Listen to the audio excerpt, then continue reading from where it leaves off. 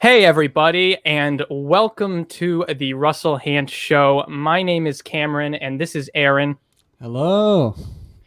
And this is part two of our three-part series where we break down the physical, social, and strategical games of the greatest Survivor players ever. And this episode is the social game. Now, we had some comments about the physical episode and things like, where is Joe Anglim? Okay, so let's clear this up just so we're good for the rest of the episodes. And if you ever go back and watch the physical episode, you can understand the idea behind the video. So what we're doing is we're not going to break down the best social games in Survivor because we might have Michelle on this list. Yeah. You know, right. We feel like if we put the best people, it would just be like, oh, S tier. Right. They'll all be high up. So it's Yeah. like, what's the point of ranking them if they're all high up? So what we're doing is if you go ahead in the past on Russell's channel, you can find the top 100 greatest survivors ever. It was a list compiled by Survivor players, Survivor specialists, and Survivor fans, all the like. And they've all come together with a bunch of different characteristics as to why they think somebody is the greatest Survivor player. They put that list together, and we are taking the top 20 greatest players, and then we're tiering their social game. Doesn't mean they have to have a good one. Doesn't mean they have to have a bad one. We're just taking the top 20, and we're breaking it down. So let's jump right into it. Aaron? All right. So here we got the top 20 best survivors. And starting off, we got Coach. And now Coach. I feel like we should say this right now. This is our opinions. Yes. We're not like, you know. This is based off of research and recall. Of course, everybody's going to have a different opinion. Feel free to leave your opinions in the comments, who you think should have been higher, who should have been lower, or if you think that they're great exactly where we put them. This is all speculation, and we're doing this, for fun. It's not official. Yeah. Don't expect to agree with everything we say. I'm right. sure if you do that, I'm sure we'll piss you off at some point. The list could change. You never know if these players come back and things happen to change their gameplay, and you don't know if they never come back again, and that's where we think they go, or if we rewatch and change our mind. Who knows? This again is for fun. So first on the list we have Coach. All right, now Cam, I'm gonna start things juicy. All okay, right? Go for it. Ugh, he's in the same spot as last time. Interesting. Now, I think that's a decent spot to put Coach. I think it's important to mention Token Teens. He was all over the place, his social game in Token Teens. I think he rubbed people the wrong way, but also it kind of maybe helped him get as far as it did. So it's complicated. So, like, he played a bad social game in Token Teens, but, like, it helped him. So, right. like, how do you rank that? It's hard to rank. Yeah, and South Pacific, he played a very dominant game. He had a really strong alliance, and he made it to the end. But he lost to a bitter jury, So, like... Yeah, this is something about Coach that I find interesting. His first two games didn't seem to be much revolving around being well-liked. He was kind of unapologetically himself, if you would say. His biggest downfall in Heroes versus Villains was I think he got too hung up with Jerry, that whole Black Widow, Dragon Slayer, showman's thing that kind of never blossomed. Yeah, I think he got a bit hung up in that. As much as I love Coach, like if we did a fourth tier list of characters, Coach is going to the top. But sadly, I feel like we should put him lower, but like his South Pacific game, controlling the game as long as he did, besides the bitter jury, I think he deserves to at least B and C. I agree. I think his way of kind of, I wouldn't say he's using religion because he's a religious person himself, but religion helped his social game so much that season that it arguably carried him as far as it did. His problem on that season was he wouldn't own up to his game and his lies and deceit, and he kept saying he was playing with honor and integrity, and I think that shoots him down more. When he clearly didn't, whether it was lying about finding the idol, Yeah, no, I agree. He kind of shot himself in the foot. Yeah, I think if it points. weren't for the jury, the final butchering, the final tribal speech butcher, I think he would have maybe been in low B tier. But for right now, let's keep him in high C. Sound good? Yeah, I'm good with that. Now, Alrighty. Amanda is also going to be tricky because, much like Coach, she had a terrible final tribal council in China. Yes, I think Amanda in China did something that I consider one of the greatest Survivor moves ever, and that is finding a strong partner. You saw Steven and JT, Tyson and Jervis. We'll get to those, but I think Amanda had Todd in China, and I think that was huge for her. I think she's either high B or low A. That's where I'm thinking. Well, this is okay. So I would put her in maybe low B. And the reason I say that is because in Fans versus Favorites in Micronesia, she got hung up with Ozzy. And even Cirie was like, they're going to have Ozlets and all that good stuff. She got hung up with Ozzy, and I think that blinded her because she expected this couple's alliance with her and Parvati and James and Ozzy, and Parvati just wasn't down for it later on, and it completely blindsided Amanda, and she essentially won herself to the end of that season, not doing the best with her social game. Yeah. And also in Heroes versus Villains, what she did to Parvati in Heroes versus Villains was just like it pretty much got her targeted because she lied and Parvati was catching on. So I think she did all right pre-merge, decent perception, but it wasn't enough to carry her. So that's what makes this tricky. So if you play a really great social game and then continue to go on the show twice, and the social game just gets worse and worse, I don't know how to calculate that, you know? So I can agree with B tier, I think. Her China game, I would say, is like an A tier, but the other ones bring her down to a B tier. I can agree with you on that. Okay, I mean, I would put her China game at high B just because of how much she butchered her, final tribal council speech. Not owning up to lies, and I think her getting with Todd as an ally, over apologizing, that is a very strong social move, more than strategy. It will bring her to the end every single time if she connects with a stronger player. Okay, all right. So B's good. All right. Next up on the list is Tina. Honestly, any thoughts on Tina, Aaron? I can't think of anything special with her social game, but I can't think of anything bad either. Actually, I would put Tina, again, in the A tier in this episode. I would put her in low A tier because she did something. Now, she didn't get a unanimous win, which if she did get a unanimous win, I would argue she played the perfect game in Australian Outback. Her win in Australia is very impressive, like to be able to beat the Challenge Beast, Oh, yeah, and she had no votes against her the whole entire season. And now this next fact is something I consider a crucial aspect to good gameplay, is she not only did not have any votes against her the whole season, every person she voted out went home. Every person. So that's huge. So not only was she always on the right side of the votes, she was never even voted for once. That's at all. Insane, honestly. And that would almost be S level, gameplay if she didn't not receive a unanimous vote. She needed to receive a unanimous vote. And also, her Blood versus Water game was very much reliant on her physical game. Yeah, her Blood versus Water game, she didn't change. She didn't adapt. She stuck to the old Tina. Yeah. And I think that socially wasn't the best move.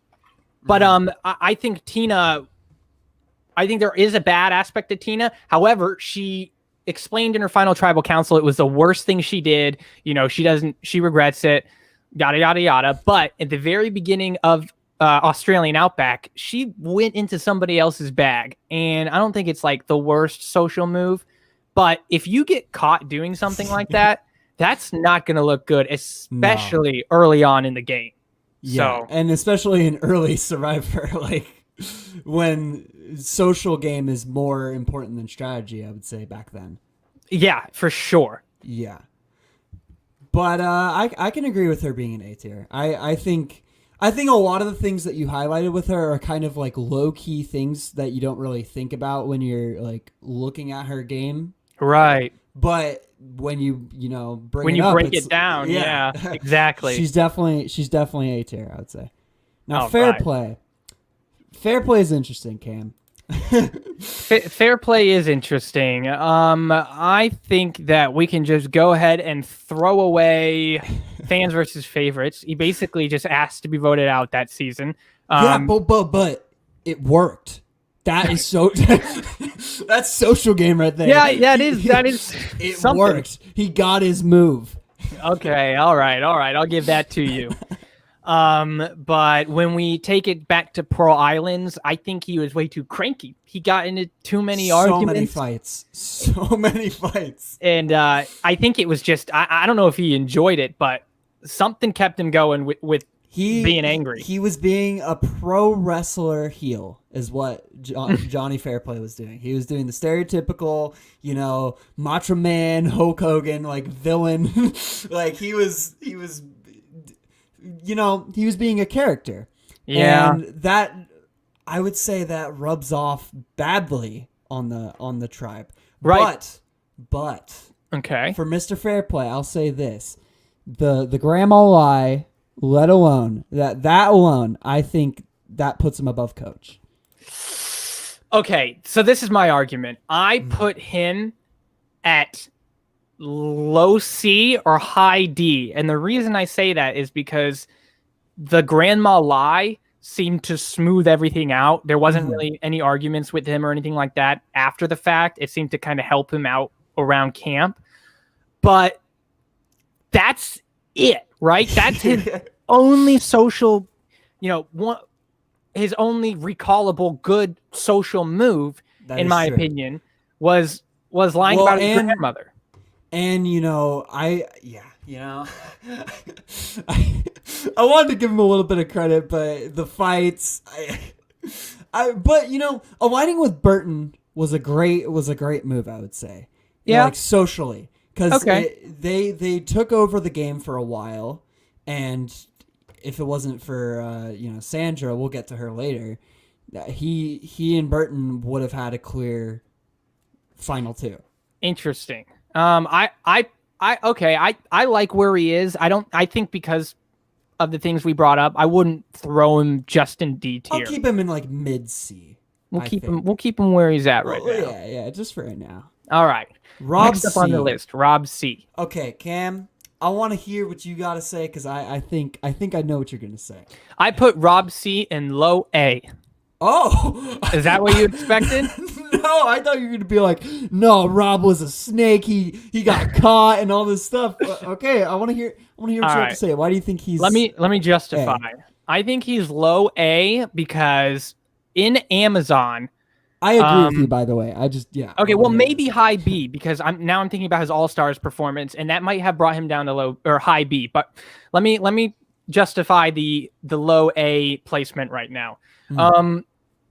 I think Rob did a great job at not only playing the funny, open guy that got along with everybody, he also seemed to have an egg in everybody's basket, right? Everybody seemed to have Rob as a part of their alliance or as somebody in their mind they didn't consider a threat or somebody that would come after them. It seemed like Rob was in a very good place in everybody's eyes, not the biggest target, not the lowest target, keeping himself funny and open. I think that line that he kept himself on was great. And I think real quick, one of the great things now I would consider that just decent level B gameplay because that's just being yourself if that's who you are. I think what brings him up is the ability for him to do all these people so dirty. He cheated them so badly. Yeah. And he rebuilt the relationships. That's impressive. I think the best word to use is shrouding. He was so good at kind of wearing an invisible blanket over his social game and the moves that he was making. It didn't seem that anything he did really negatively affected other people. He was very outgoing and open, and personally, I would have saw that as a threat fairly early on, but the way he went about it, it seemed to cloak himself and kind of be see-through to everybody else. Nobody caught on to it, really. Yeah, a lot of people will argue that would he even, if he made it to the end, would he even have won? And Well, that's why Jenna...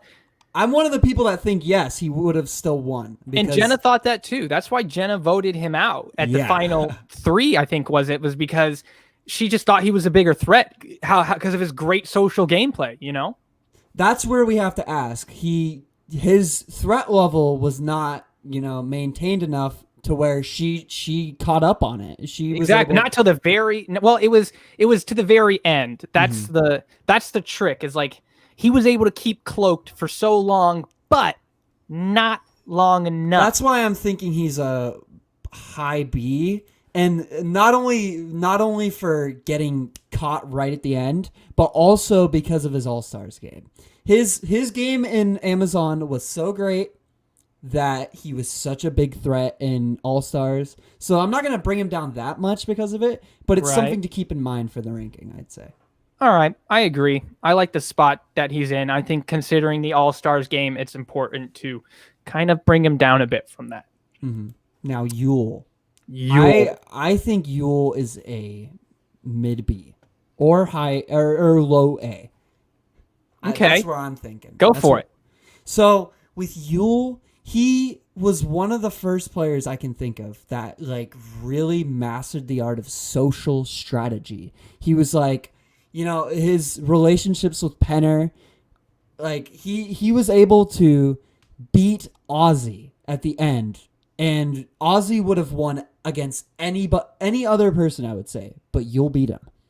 And I think that says a lot. It's not just his strategy, it's his social part of it. Oh, yeah. I get what you're saying. I think one thing Yul did, and I think I would actually put Yul in A tier, low A tier. That's what I was thinking as well. Because what I think Yul did, now, some may argue he wasn't that social, and you could get with that. It doesn't read through the TV, I would say, and that is the sign of a good social game, I would say. In my opinion, he played a social game that was very honorable. It was full of integrity, and that's also straight up to people. He was like, "Okay, with you, we're in the numbers and all this stuff."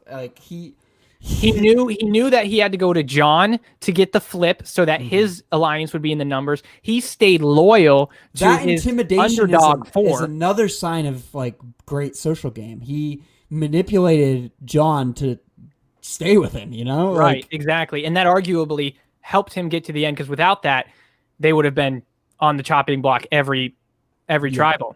Yeah. I think when you take, and he also doesn't really have any negatives. I think Yul's biggest problem throughout Survivor has been he waited so long to come back, and obviously that could have been production just not asking for him to come back, or he's a busy guy reasons. as well. He's a busy guy, very busy guy. Yeah. But in Winners at War, his social game was all right. He knew he needed to get people together, the unconnected people, but once he did that, they kind of looked at him like, we don't need you anymore. You're kind of a threat out here, and you're an old school player. He didn't assimilate enough, in my opinion. He didn't join the new school players enough. I think what screwed him over was aligning with the Wendel's, with Michelle and Nick, because once they swapped and they were all in the same tribe, and Parvati was gone, he was over. Fucked. He was so screwed. He couldn't. Right. Those were relationships outside of the game, and I think anybody in Yul's position would have been screwed. So it's I don't want to penalize him for that. And you can't penalize him too much.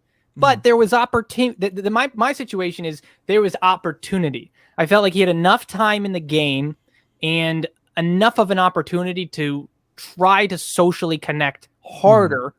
But he was pretty dominant with his strategy that game, and that scared Nick. And I think the fact that he was able to go through the first couple of rounds unscathed, the first episode of Winners at War, he was so impressive by targeting the Poker Alliance. Right. Yeah. Survivor had to get footage from an outside poker show. It's just like, this man was insane. Right. Like, that is pure social strategy. Like, guys, they literally said on a show that they were going to be an alliance. Like, So I think if you take his first game and his second game and you look at the mistake he made and you weigh it all together, I think he belongs in low A tier. I would have put him higher up if he was able to assimilate himself, but because he didn't, it's going to just move him back a little bit behind Tina in low A tier. Now, Ozzy. Whew. Ozzy's got a back and forth in my mind. I think Ozzy. Sometimes he's here, sometimes he's here, sometimes he's here. It's like, it's a mess with Ozzy. I think that he does rely a lot on his physical game, and I think his. I'm thinking this. The reason why I don't want to put him there is his pre-merge social game is usually great. Pre-merge, he's the provider. He's getting along with everybody. He knows the right people to eliminate to keep the tribe stronger. People love Ozzy pre-merge. It's just when he gets to that merge, he goes beast mode and just scares the shit out of everybody. I think another thing to keep in mind is South Pacific. He literally is like, I'm not gonna like talk to you guys. I'm just, you want to go? Let's go. Like, I'm gonna beat. I'll feed you, and then I'm gonna beat you, and then I'm gonna go back in the game, and then I'm gonna win. Yeah, that's all it is. It's like. Right. He's not even playing Survivor at that point. He's just playing fucking on Challenge Simulator. On Redemption Island, I guess it's a bit different because they're not going to jury. They're not, you know what I'm saying? So it's not like, but it's still. That is fair. Many times I feel like Ozzy has made it clear like that he will throw his social game out the window for his physical game. And I agree, and I think that's his biggest downfall, is that his social game is actually fairly good, but he always ends up throwing it away into the trash. And I think that's a good... I think he's likable, he's social, but does that mean a good social game? That's why I want to put him in D, because like I can't think of good social moves other than that he's likable and kind of like, you know, a cool person. Yeah, but that can help. I mean, it helps. But if you watch Big Brother season 22, I think, not to take it too far off topic, but I think Cody was primarily just very well liked, and that did help him get all the way to the very end, and so I think that can help. But like we said before, he throws it away. He just completely that's the difference is that Cody used his social game. Ozzy didn't. He's like, he could have been like a Cody on Survivor, but okay. So this is, I would want him low C tier, but I'll give you the D tier. And the reason I'll say that is because he does self-sabotage himself, and self-sabotage has got to be one of the worst ways to perform any kind of social game there is. Why self-sabotage? It's pointless. Most people who self-sabotage do it so that they can be brought to the end as somebody that nobody likes. But Ozzy couldn't even be that. He was just too strong, and at times not well liked, and at times well liked, and it was just so back and forth. And due to the self-sabotage, I think we could put him in D tier, but I think we need to keep him as high up in D tier as we can. Here's my thing. I don't think he's D tier player. I just think the fact that this is a social tier list, right? And he makes it clear that he is not playing a social game. That's why, and he gets bitter all the time. Like, I mean, that's when he's voted out. So, I guess that's like, I don't know. I just when I look at Ozzy, I don't think social player. That's my okay. I think pre-merge social player, but the self-sabotage again is just too much, right? It's. I think he will do well on every season he's on in the pre-merge. Yes. I can agree with that. Definitely. Yeah. Now, all right. Tyson is interesting.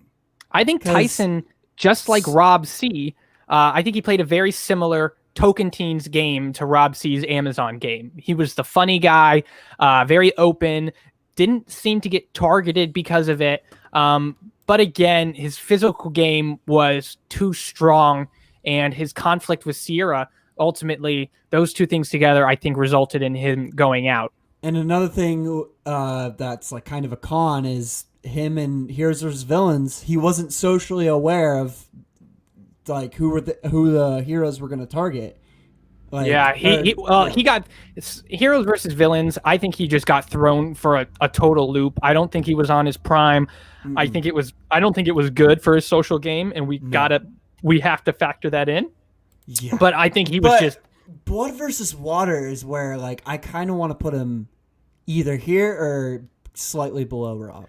I think that we have to put him above Rob. I mean, it's only fair.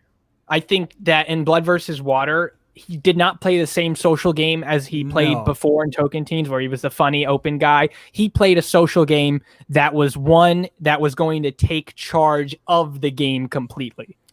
I think the two big things that come to my mind with Tyson is that, one, he got a ride or die ally, well, two ride or die allies in Jervis and what is her name? Monica Culpepper. Yeah. Right. So he got them as ride or dies. And which then is, again, like I said, extremely important in my opinion, is finding that ride or die. Probably the best social move you can make. And the second thing I would say is getting out Vetus and Artis. Like, because they were good the awareness ones in charge of the game. Right. He knew who was his competition. He knew when to get them out, how to get them out, the right time to get them out. I think Tyson, now he did get into some mix-ups, but it didn't seem to have any backfire on him that I recall. I remember him and Jervis, they got into the coconuts. They started puncturing it with a crowbar and like drinking it and eating the food and hiding it and all that good stuff. Yeah, and he would actively not do work around camp. Right, and I don't know. He never got caught though. It was just all for the TV. Like like I said, if we're ever doing a character tier list, Tyson. Right, and if you can hide that kind of deception and honestly, still take charge I want to put him game. Up here because of that. He did all these like evil things and nobody ever caught on to it. All right, that's fair. The only reason I think he would be close to S tier, but his Heroes versus Villains performance, he got manhandled, in my opinion, by Russell. And that is probably what would drop him. We haven't even talked about his winners at War Game. Oh, I feel so bad for Tyson. He tried and he failed. He cannot be above Yul because Yul played him so like a freaking puppet. Yul was Winners at War? Yes, because Yul had the social awareness to see that Tyson and Rob were buddies, right? They were buddies, so he's gonna target Tyson to get to Rob, you know? Okay. So, yeah, I think Tyson should be A tier, but below Yul because of that. I think that's a good spot to put him. It's so complicated. I would probably put him in front of Yul if it wasn't for the Winners at War performance. I think a lot of these survivors do have these amazing, I don't want to say one-hit wonders, but these one-hit wonder seasons that take them all the way. And I think because of his Blood versus Water season and his Token Teens season, his social games in those were so good that you would almost put him high A or even S. But his Heroes versus Tyson Villains is he's just a great social player. Like if you put him in a newbie season, nobody knows who he is. He's going to make it far every single time. Yes, I agree.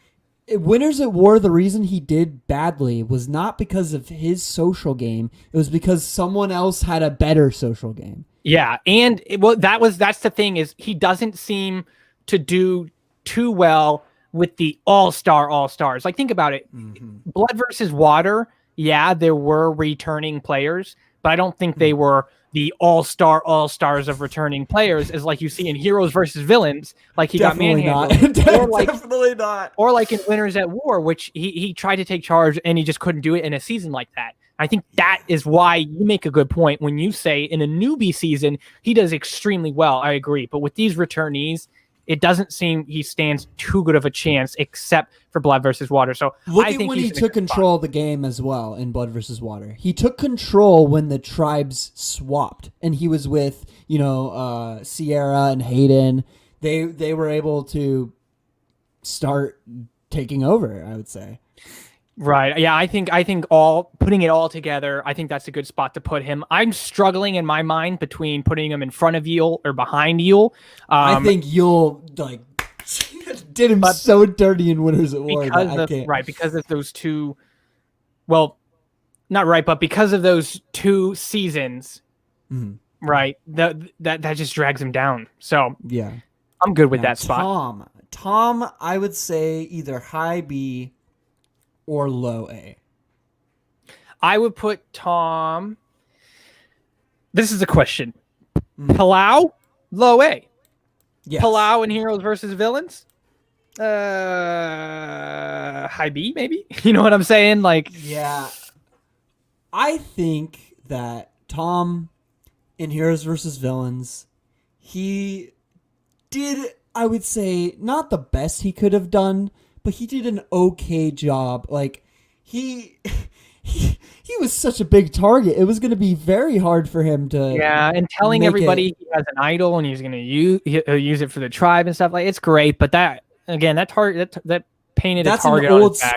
That's an old school move, and I think, I think because of Heroes versus Villains, Tom gets high B, but I think he tried. I think he tried to change in Heroes versus Villains, right? I think he did try a bit, but he couldn't get over that hump. I think he was still more old. He was more original Tom than he was new Tom. I think new Tom probably would have taken it farther, but I think Palau, though, he was the Godfather, you know? Like, he was so in control. Honestly, I kind of want to put him in low A because of that. But we can't have everybody in low A, so I'm right. Well, that's the problem. Is Heroes versus Villains? He didn't even play that bad of a game though. Like he was really early. Bad.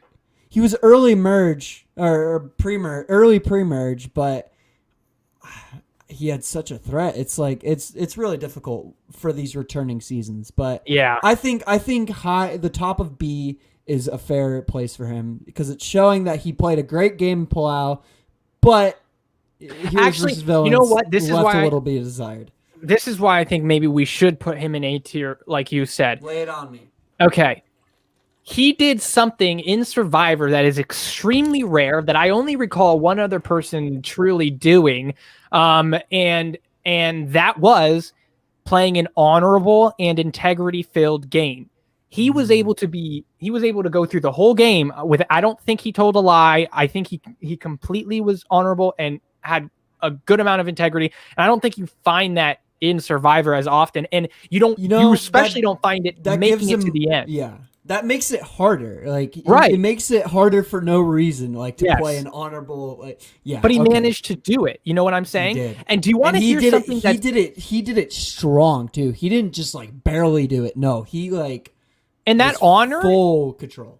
That honor might have actually won him that game, not only from the jury votes and everything else that it brought him to, but when he was on the 12-hour buoys, that competition, he also found a strong partner in Ian. That's another thing to bring up. Everybody who's got a strong partner, that's huge. But he was on that buoy, and basically through his innate actions of just being honorable and full of integrity, he, in a way, convinced Ian to get down. Ian himself felt so bad about, kind of revealing to Tom that he would have cut him, that Ian wanted to step down, and he basically asked to get voted out of integrity and honor. Like he wasn't proud of himself, I guess, enough compared to Tom's game. That is all social right there. He played him like a fiddle, Yeah. I think his Palau game and the fact that it was an honorable game at that, I think that keeps him in A tier. Yeah. Yep, I agree. I think that's a good spot to put him. All right. Now, Kim is interesting because she played 2 games, and I think one game she's up here. The other game she's down here. Yeah. Kim is an interesting character. Again, her cast probably wasn't the strongest cast, some would say, but she was so well liked. She was JT level in that season, right? I mean, you could argue. Let me be devil's advocate for her season, all right? Okay, They were terribly strategic, right? Okay. But I would argue that they were a social cast, right? In order to do well on that season, you would have to be a social player, and she dominated it. So that's why I want to put her top of B because of that. I Her think Winners at War game was absolutely. Yeah, she couldn't get a grip. So these are the two things. Okay, let's talk about her social game, phenomenal. Probably like the most popular kid in school, as you would call it. So popular, nobody really wanted to get her out. Except, now here's the downfall. She was so well liked that it actually had a double edge to it, because it caused Troyzan to be like the #1 let's get Kim out advocator. Now, he wasn't successful. So that's huge. I think that's points for her. Yeah. Yeah, exactly. But the fact that she created an enemy just based off of being liked so much is a strong enemy. Somebody who wasn't letting it go. He was a wall yeller of enemies. Like, he was very, very vocal. He was his eyes were on Kim the minute he realized she was going to win this thing. But I think that makes her game even more impressive, that she was like so loved by these people that she was able to, be like, guys, let's just get this guy out. Right, exactly. And but this is why she's not A or S tier again, is some would argue maybe the cast wasn't the best, but like you said, socially it was a huge social game. I would say that Winners at War is the reason she's not right. A. Well, that's what I'm saying. There are three, in my opinion, there are three reasons why I wouldn't put her at A. And that's her cast probably could have been a bit more difficult to face. She did create a huge enemy. And her Winners at War performance, like you said, was just slippery, I guess the best way to put it. She never seemed to grasp the game and have a good sense of comfort anywhere in the game. I mean, she survived for a long time. Like, that's But Tony even said, now I'll be honest, I can't confirm this is who he was talking about, but something about the interview and the way they were going about it made me really think this is who he was talking about. He said that he wanted to bring a certain group of people to the loved ones visit. He wanted to make sure they saw their loved ones. And in my opinion, I think Tony purposefully kept Kim around long enough to see her loved ones and then cut her. And I think that was strongly due to Tony. I don't think her social game kept her in as long as it could have, but that's debatable. I can't confirm it, but I have a very strong suspicion it was Tony that kept her safe until he wanted to cut her. I can see that. I just, like, her Winners at War game, she was just surviving. And I don't know if you would call that strategic or social or a little bit of both. But right. I don't think that that's impressive. You should never be in that survival aspect. I mean, right. She seemed to have quite a few moments of panic. And some would argue that the best social game doesn't really get much panic because of the positions they put themselves in. I don't know. I'm still strong. I personally would maybe put her in A tier, low A tier, or high B tier. If you're adamant, I think I'm gonna keep her in B. All right, then I'll conform and we can keep her in B. Because, like, compare her to Tom. True. I don't see her in the same level as Tyson, Yul, Tina, and Tom. Like, I don't know. I think her being above Rob and Amanda, I think that's fair. All right. Now, I can be happy with that. JT is interesting. JT was probably arguably, again, S tier level gameplay until all of his other seasons where he shot down. He found a strong partner in Steven and Tocantins, which is a great thing.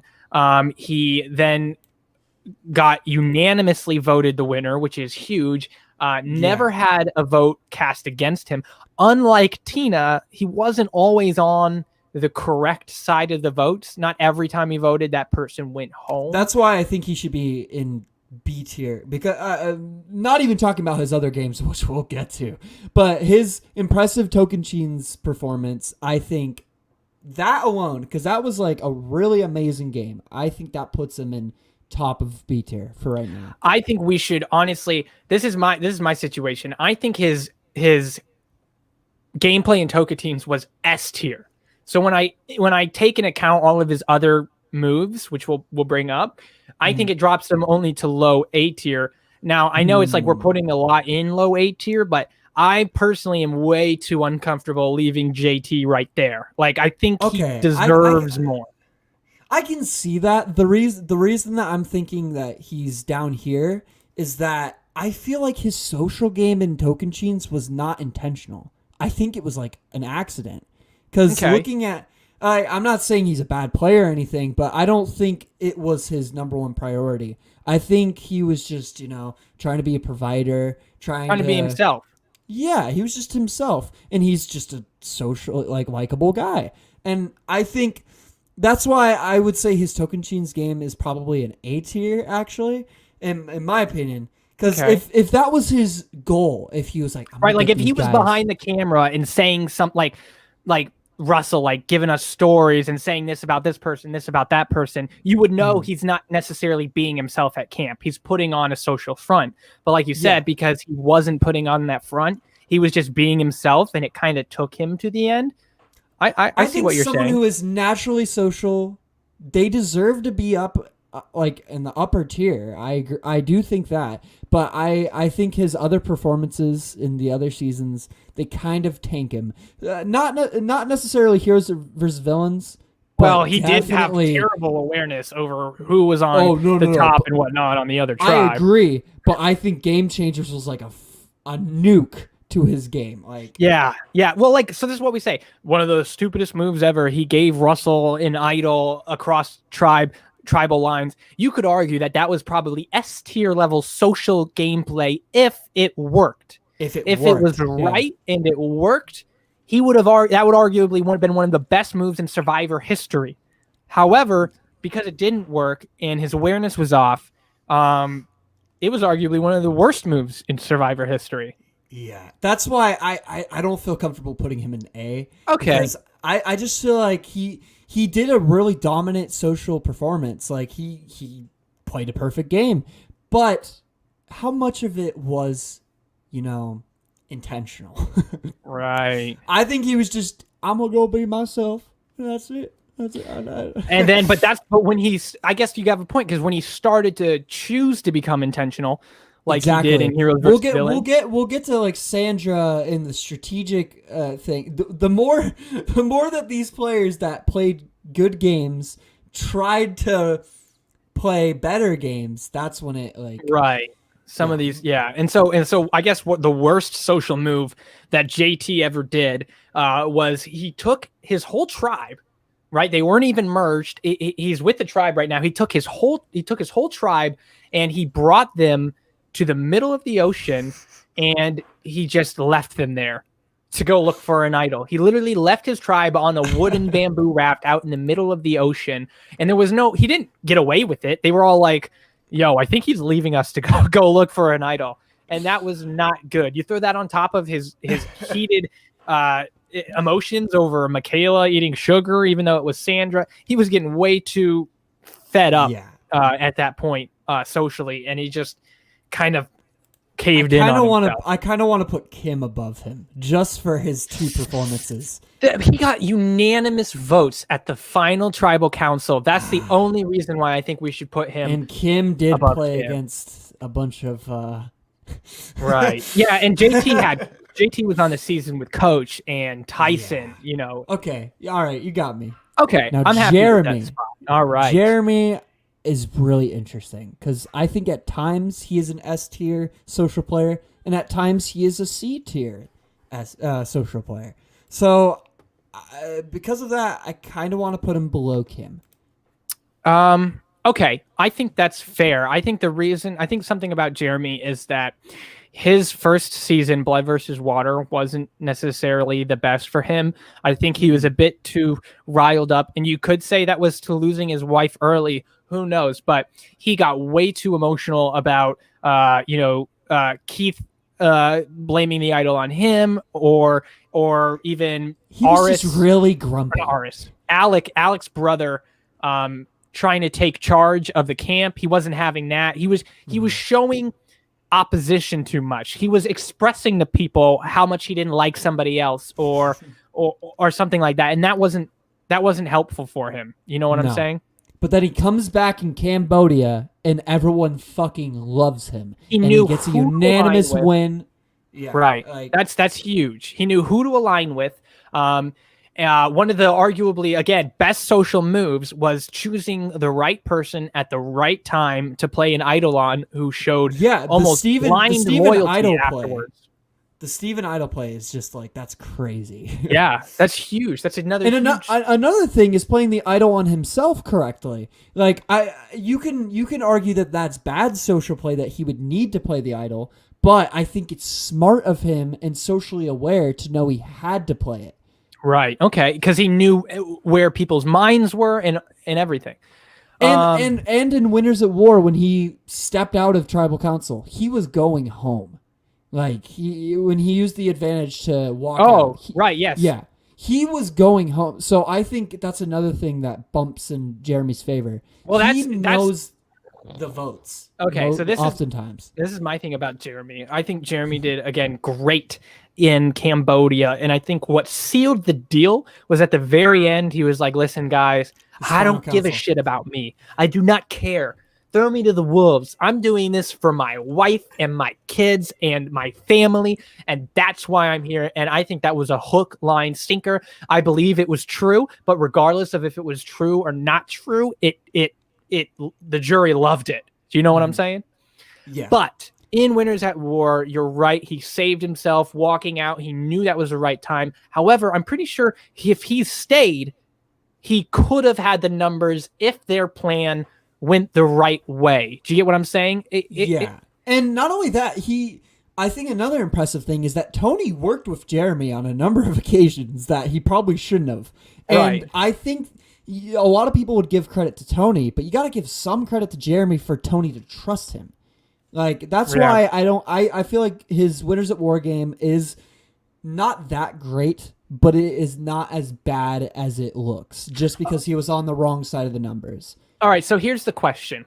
I would argue that Kim's Winners at War game was probably as bad as Jeremy's Blood versus Water game, or close to it. And then I think Jeremy's winning game was, I would say it's I feel like Kim's winning game probably was more socially based. But then you go to Winners at War, where he in my opinion, had a much stronger grip over the game than Kim did. Yeah. That's why I think he's better to be above Kim, right, below GT. All right, I think that's a good spot to put him as well. Okay, now Sarah, dude, I know this is controversial, but like, she's low key either very top of A or bottom of S. Okay, I wouldn't put her S. Well, I'm taking her just for right now. She'll be right there. But we can keep her up there for now, but I will not.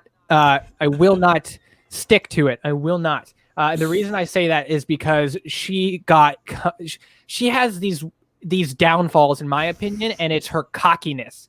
Her cockiness is really bad. Yeah, right. In Kagayan, her pre-merge social game and her awareness was actually pretty good. You know, she was able to figure out Tony was a cop just based off the way he talks. What?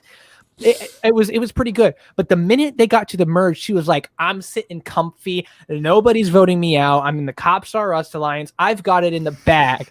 And she was completely blindsided, thrown out the window. And I think then you take into account her Winners at War game. Remember when, oh no, Natalie doesn't have an idol. Oh, she would totally trust me. Yeah. Right. Okay.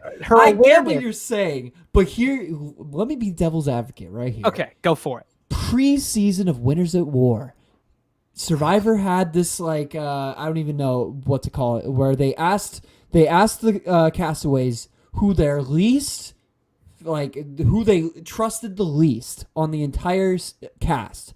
And Sarah was by far the majority of a lot of the people on the cast. Yeah. She was the number one target for a lot of these people preseason. And then she gets in the season, and everyone loves her.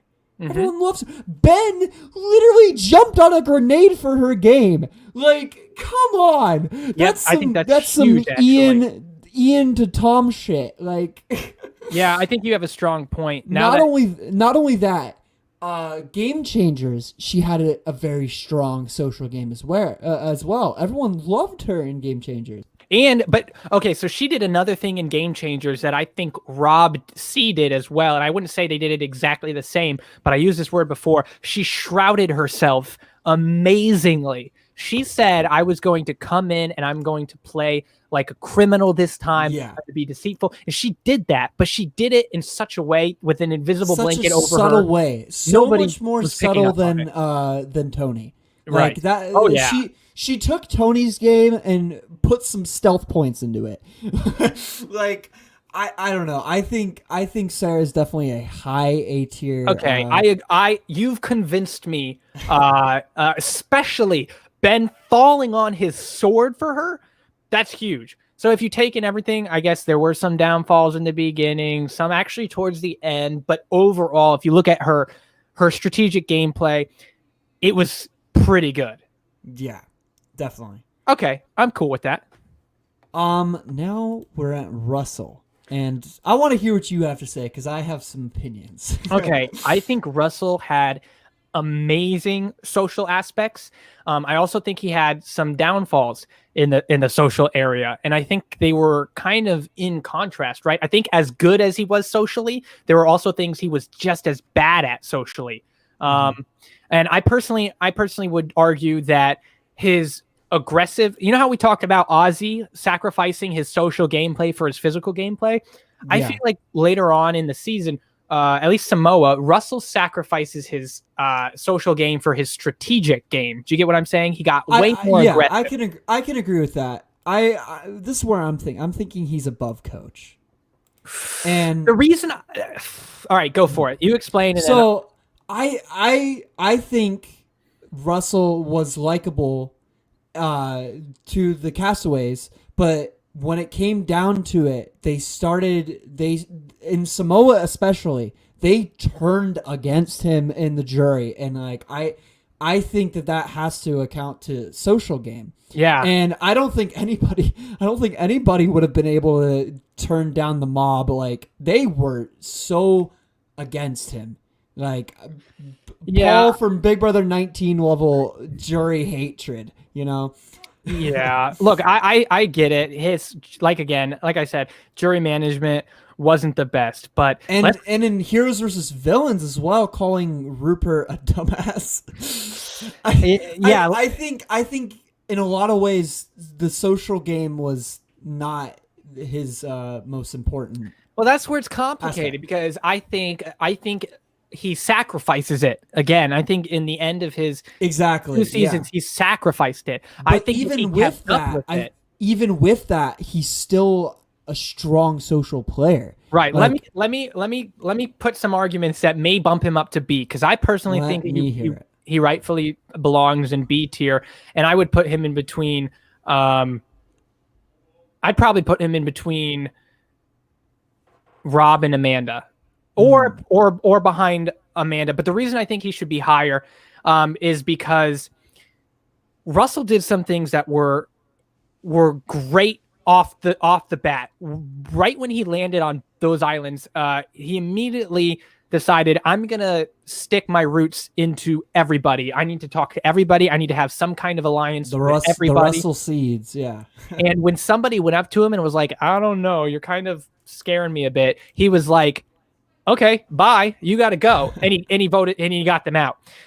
He knew Tyson was going to be the right person to flip in Heroes versus Villains, and that arguably took him close to the end. Russell got Tyson to vote himself out. He's great at finding strong partners. He took Natalie to the end, arguably took Parvati to the end. Parvati was more independent. And there were times where Russell didn't have a good grip over her, but he still had that strong partner. And I think that's important as well. Last but not least, Russell did something that was game changing in my opinion. And whether the effect was big or whether the effect was small, it never seemed to have come back at him. So Russell did two things. One, Russell in both Heroes versus Villains and in Samoa, he hid people's like machetes, Boston Rob's hats, people's socks, and to cause chaos. Yeah. which I think is advantage of. Well, I think that's a great social game. Yeah, because that is definitely social. If you can turn people's heads against each other and not be looked at from that, that's huge. And he never got called out for it. Then he also is out there telling stories. Oh, I used to live in Louisiana. I had a German Shepherd, and a hurricane. I never found my dog again. Everyone's like, oh, poor guy. And he's sitting behind the camera like, I didn't have a German Shepherd. He's like, he's great at making up stories, getting people's sympathy. I think he had a great level of social awareness and grit. And he's really loyal as well. Yes, you're selling me. You're selling me on that. I'm going to put him above Amanda, I think. Right. It's just like we said before, I think he's so strong socially, but he throws it away for strategic. And I don't know if that was the best decision. Maybe it was. Maybe if he just relied on his social game, he wouldn't have gotten as far as he did, but maybe he would have. I don't know. But either way, he does throw his social game under the bus for a stronger strategic game, in my opinion. And I think, again, self-sabotage, in my opinion, is not a good idea. He does do it to get to the end, and that helped him. But ultimately, it didn't give him the win, So I think put him on newbie seasons. Nobody knows who he is. He's going to do well socially. Absolutely. I think that's very important to keep in mind. Okay. Now, Sandra, I'm thinking below fair play. And hear me out. I think her strategic game is going to be her strongest tier list because I think that's where she puts all her eggs in the basket. I don't know. Strategically, I don't think she was that way. I feel like her. I think she'll be higher. I think she'll be higher. Is what I mean. I don't think it'll be that. Okay, this is my argument. Let's put her between fair play and coach. She did beat fair play that season, so I think that's huge. And that was really the only season that fair play kind of had to show off his social game. Okay, I think Sandra's. Okay, so my situation with Sandra is she was. Her strategy was very basic. It's everybody's strategy to some extent. And it's as long as it's not me. Don't vote me out. Vote them out this time. Vote them out that time. I don't care. It's not me. That could arguably be a great social game. Never having people really care about you that much and want to vote other people is huge. But it doesn't take it to... But it also could be such a bad social game because, as long as it's not me, eventually, Sandra, it's going to be you. And it has been you. Honestly, here's my thing with Sandra. The reason I wanted to put her below fair play is that I feel like in all the seasons she's been in, she's really been at the bottom for the most part. She's never been at the top of the social ladder. She's been just kind of there, and she's getting into fights all the time, whether it's with fair play or with Russell. I think people drag her around. Besides Pearl Islands, I feel like fair play did drag her around, but yeah, we'll get to that in the strategic. But she didn't. list. She didn't get as aggressive as she was able to keep herself under the radar. I guess more than fair play did, even though they both kind of got to the end. There was just I feel like fair play. I feel like that's something that helped her out in winning both Pearl Islands and Heroes versus Villains, is she kind of saw people like Fair Play or somebody like Russell who was starting to sabotage themselves. Hated. And she stepped back. I think she would have beaten Fair Play, to be honest. If she brought him? Yeah, me too. I think so, because I guess that is a social thing to keep in mind. Like, I'm kind of leaning to put her above Coach now, thinking about that. Because it is a strategy to align yourself with a ticking time bomb socially, knowing that you're so socially liked that, or at least not socially unliked. I feel like that was more Sandra's game. Go for the people that are just more disliked. She doesn't want to be the best, but she does not want to be with the worst. She aligns with the worst. Well, not even aligns. She keeps the worst around. Right. Except for, and she pokes at them. She's good at getting them riled up. So, but she's also good at getting riled up herself. So I think that's a good spot. Yeah, and she's convinced these juries. She convinced the Heroes vs. Villains jury to vote for her, even though she would be a 2-time winner. Like, I think that's impressive in its own. Okay, I think that's a good spot. Rich. Oh man, I think socially, he had a fairly decent game in the first season of Survivor. I think he aligning again with Rudy, that strong partner, it's huge in the game. And the alliance, that alliance itself. Yes, managing to find the right people to stick together. He kind of took charge that season. Now, there are some interesting moments, and I would kind of discount him for this, but the reason I'm not is because he caught on. So what Hatch did was later into the season, Greg started catching on to Hatch. Greg was like, okay, I see what you're doing. You're kind of making alliances here. You're getting along with everybody. I don't know about that. But Hatch was aware that Greg was onto him and then got him out. So that's threat management. I think Hatch played a good social game in the first season. What makes me not want to put him that high is his All-Stars game for one reason in particular. Okay. The Sue Hawk, like, but he did that in his first season too, and I question it still to this day. Yeah, you want to get naked, or you want to do it for the cameras, or you want to do it even for yourself. Excuse my language, but I think that it's not. Oh, you're not thinking of other people enough, and it did cause some issues with other people. There were like religious people there. No, he didn't care. And I think I think another we docked Kim some points because her cast was, not the greatest. And I would say for the first season, yes, it was a great season. Yes, there are some great players, but it was the first season and they didn't know the game. Rich was the only person that knew the game strategically. But he did not. I would say he was average for the social game. I think you're right. I think that's a comfortable spot to put him. Mm-hmm. Now, all right. Is there anything that needs to be said? I think Cirie deserves S tier. And look, we might get some hate for it, or we might get some praise for it. Who hates Cirie? Who hates Cirie? Well, we put her so low on the physical list, if you check that out. But yes, we hate Cirie. No, this is her rightful spot, in my opinion. I think her social game, yes, she never got to the end, but that was arguably due to some wacky circumstances. She is cursed. She is cursed. She has not been voted out in a normal vote.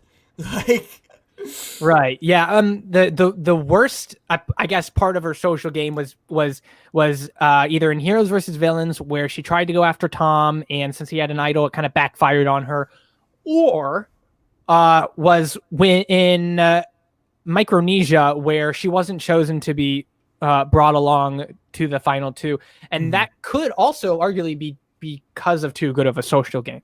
Yeah. But I think what Cirie does so good is, and if you watch her seasons, like I asked you, take a look back at what Cirie does. Her mind is thinking on another level. She is great at assimilating with the right people. She's able to switch alliances and nobody get mad at her. She's every time that somebody's like, oh man, we need to vote out Cirie, either because she's not physically look at there. King's comment.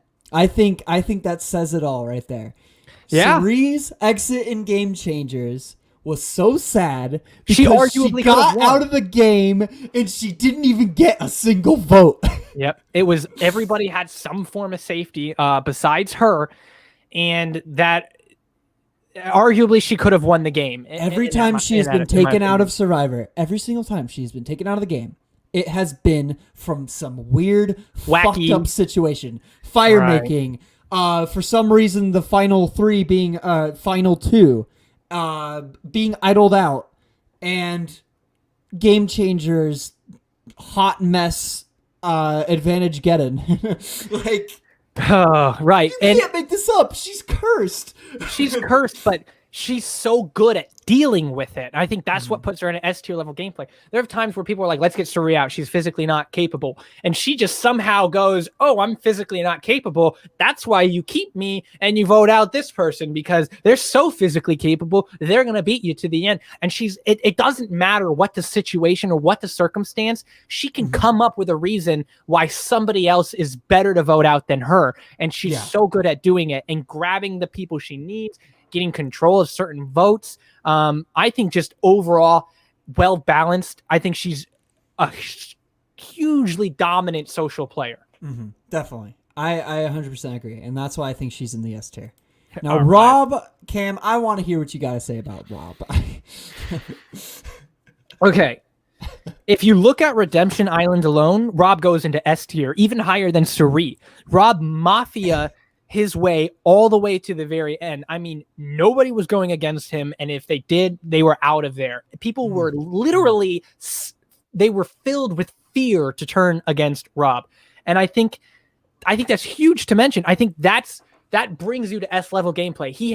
His hand was over the game the whole time, complete grip. Now, Aaron, do you want to bring him down from S tier? Do you want to explain why maybe he's not going to stay in S tier? Winners at War, he literally says, guys, let's not talk. We don't need to talk about it. Everybody stay here. Nobody goes anywhere. Nobody talk in this social strategy game. Literally, if we're talking social, that is like the worst social move. I think Kangs has a great point here. He says, Rob only thrives when he is in control. I think that's true. And I think when he's in control, it's very hard to dethrone him. I think he has a great social game at keeping control. All-Stars and Redemption Island are two examples of just like insane social control. That's why like as many faults as Rob has made, not top of A tier, but I think he's like here. I think he's below Tom. Yes. It's so complicated because you look at all of his other seasons. It is so complicated. He's been in heroes versus villains.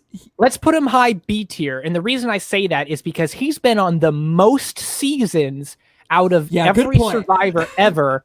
And he's only had 2 good games. Well, actually 2. So that's actually, let's put him in A tier. I wasn't thinking about the second, or I wasn't thinking about his All-Stars game.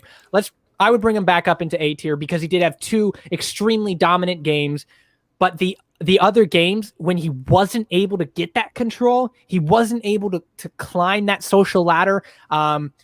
He had great aspects of being kept in. Like, people liked him. They got along with him. He was good at finding a decent partner in Amber. He was building the shelter. He did a lot for his tribe, but it wasn't strong enough to carry him to the top, like when he was in Redemption Island or in All-Stars. I think what Atomic said is a great example of Rob's game for me. He can take control really well, but if somebody like realizes it, and it's not that hard to realize what he's doing because he's very upfront with it. They're not gonna deal with it, you know? Right. I think Russell versus Rob and Heroes versus Villains showed that. Like, when he's around another person that wants to be in charge. Enough. Well, it's complicated. I feel like there are people who wanted to take his spot and couldn't dethrone him, but it's Russell. So I think he wasn't. I think there are situations where he might even get way too overconfident. I think in Heroes versus Villains, he might have been overconfident with his game and with his play, and that Tyson was going to vote with him, and that they were going to make it to the end. But I think that was a crucial downfall. So I think that's a good spot, low A tier to put him. Which is crazy because like in All-Stars and Redemption Island, those are 2 like S tier social games, I would say. But because of his other ones. Actually, let's put him above. Maybe. Yeah, I think that's fair. Just because of those 2 games, man, they were so amazing to watch in terms of social control. Mm-hmm. I mean, he did have it in the bag. I would put him either right behind Tina or right where he is. What do you think? I think he's good where he's at right now. Okay. Below Sarah. Now, Parvati, I want to hear what you think, but I'm thinking below Cirie, or maybe even above Cirie. I don't know. It's. I think she's an S tier. I think. I would put her at the highest A tier, and the reason I say that is because Cirie, this is my thing about Cirie, is she never, and I'm not saying Parvati gave up, but Cirie was always fighting socially, always fighting. And Parvati at Winners at War, it was just disappointing in my opinion. But here's the thing. She has made the merge every single time besides Winners at War. And Winners at War, I think she just probably shouldn't have came back because she should have known that was going to happen. And she made it relatively far for her, legacy, I would say. Right. I just here's another reason why I think she should be in S tier. Not necessarily above Cirie, but in S tier. Okay. She convinced Amanda to bring her over Cirie. And mind you, I think Cirie would have beat Amanda, but Parvati beat Amanda. So it's like she convinced her to bring her and she won. That is a social move. And that I think she played such a cutthroat social game in Micronesia. She knew when to cut people. She knew when to stay in the right alliance. And a lot like Rob, she had a good social grip over the whole game. Now, if you take that and her heroes versus villains performance, I would say her. Okay, I'll put her below Cirie for her heroes villains game. Because I think she did have the bitter jury, I would say. Right. I think those were her two good games. And again, I personally can't put her in S tier because her first season, even Cook Islands, she was not strategic at all, but she made it far.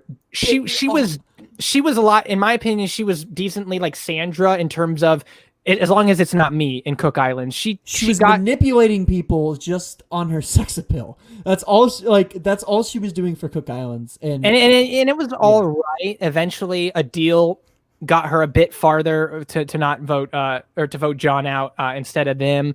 And I thought that was all right, but then you take her Winners at War performance and I look at her Winners at War performance and her Cook Islands performance and I say, do those two performances drag her out of S tier with her Micronesia performance and her Heroes versus Villains performance?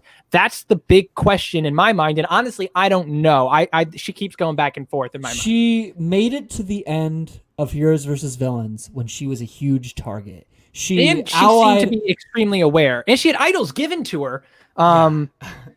Okay. All right. I think I'm happy with keeping her.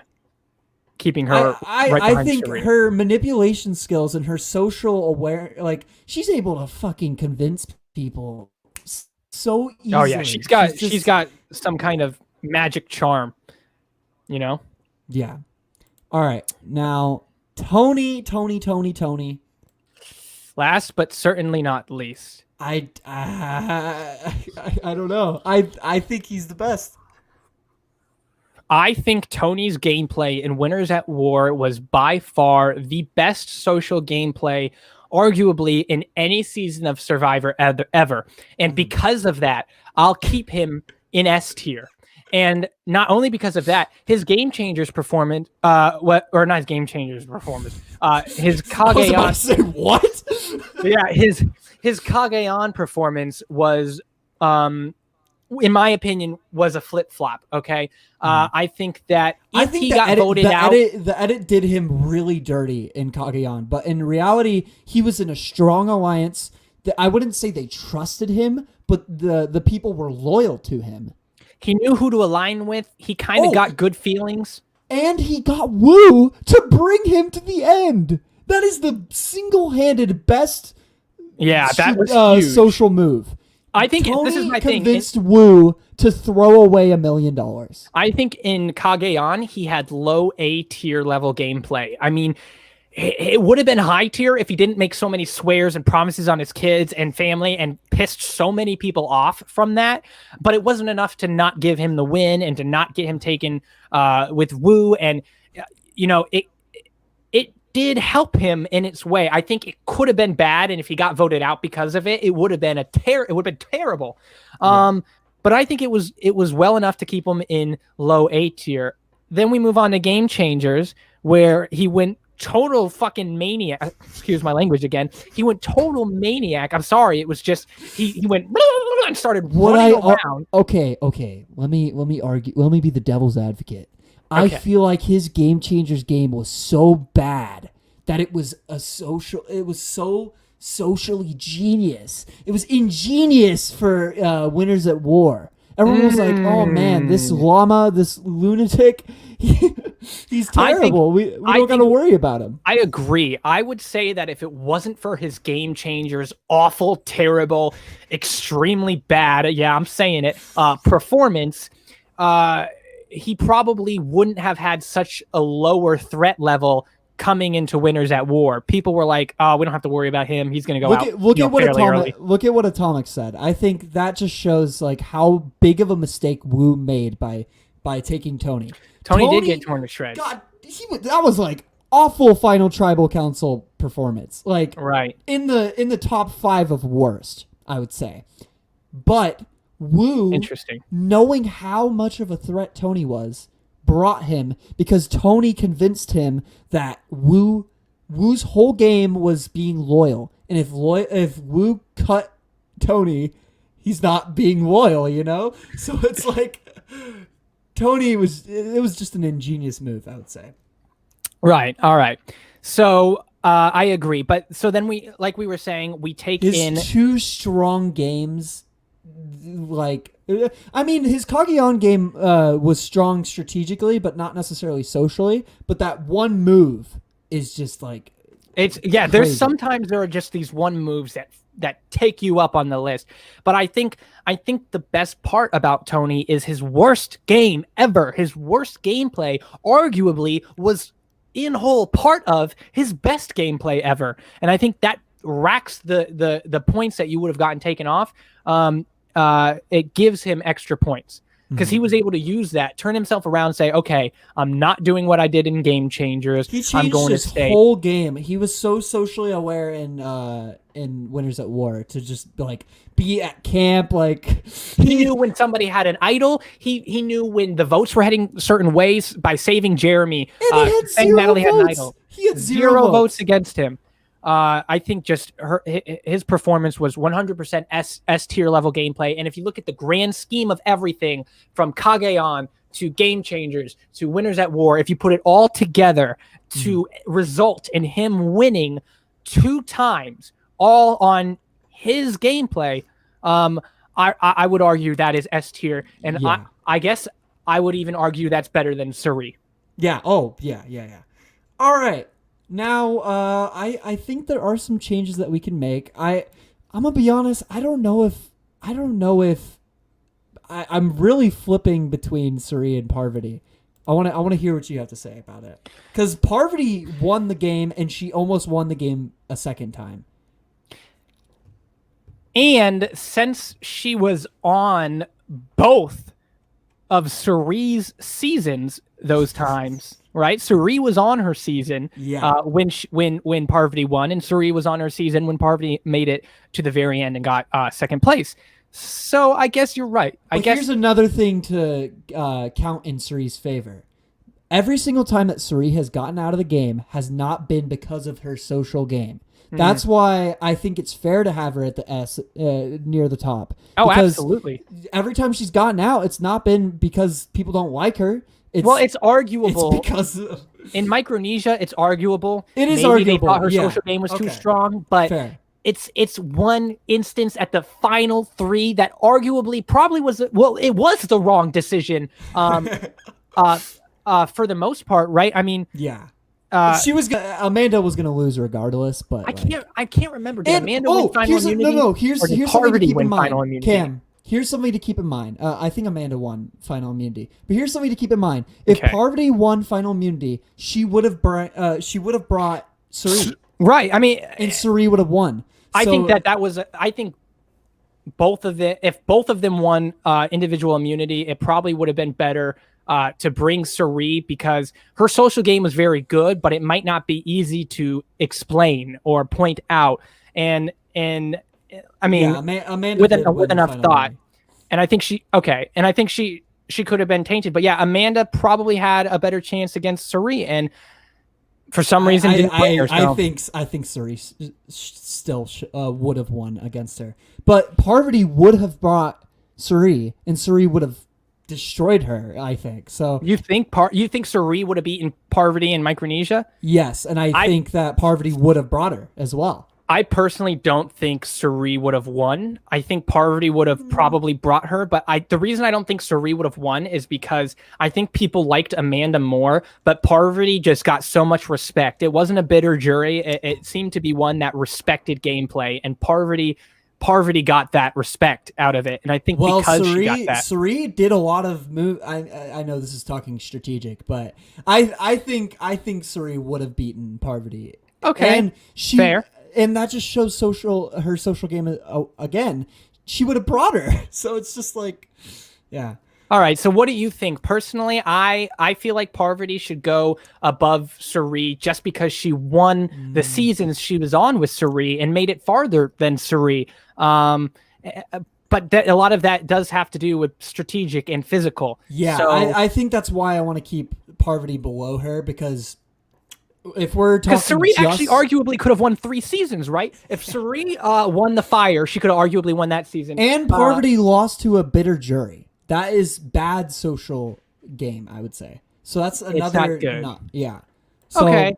All right. I'm good with that. Is there anybody you think should go up to S, or anybody that should get out of A? I don't think anybody else should go into S. I consider S a very special tier for very special players. Yes. Honestly, looking at the list, I would probably put Russell above Rob. I think, I can see that. I kind of want to put Jeremy above JT because I would put. I don't. Okay, this is the question. He played a really good survival game. He was just always hanging in there in Winners at War, and I find that really impressive socially. I would put JT. I would put JT in front of Jeremy just because of their winning. Looking at their winning games, JT was. I mean, it was. I get they both won unanimously though. So. Oh right. That's why I feel comfortable putting Jeremy above him, because Jeremy's Blood versus Water game was kind of. That's what scares. But also JT had pretty bad follow-up games as well. Yeah, I think JT is good where he's at personally, but looking at C and D, I think it's good where it's at. Maybe. Yeah. No, I think that's good. I wouldn't put him behind Coach personally. I think Coach had a few downfalls. The man walked around naked. Don't even get me started on what Coach has done in his 3 seasons.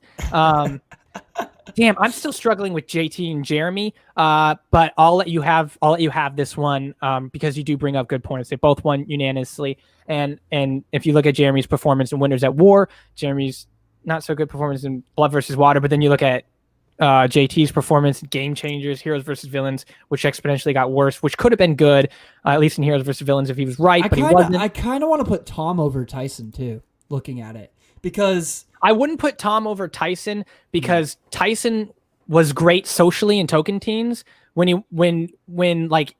wasn't even trying, and Tom was looked at as misogynistic by the jurors. Yeah, that's a fair point, actually. So I'll give you JT and Jeremy, but you got to give me Tom and Tyson. Yeah. Okay. Personally, I like this list. I think it looks good. I mean, that's the thing with the social game. It's so hard to rank it. I would say anybody in this top 20, if they played again, I'm sure that they could play an S tier game. It's just that we only have what we got, Yeah. All right. So, and it's how do you rank a social game? It's I like him. I like her. Well, a lot of moves. Once we get to our strategic episode, that'll be interesting. Stay tuned for that. That's going to be next Sunday. And something about strategic and social and physical is there are moves out there that have a role in all three. And so I think social game is probably one of the hardest to determine, if not strategical, because of how many things might be considered both social and strategical move. Russell choosing to get Tyson to flip, coming up with a plan to have somebody to flip and to play the idol on them is a great strategic plan. But knowing that Tyson would be the one to flip and actually enacting his plan and it working out is a great social move, but it has that strategy component. Yeah. So with that being said, make sure you stay tuned into the next episode where we do break down the strategies, because there'll be some interesting things to talk about in there. Aaron, are you happy with this? I'm fine with it. You know, I'm thinking maybe Kim over JT, but then I don't know. No way. All right. We're good with it. All right, guys.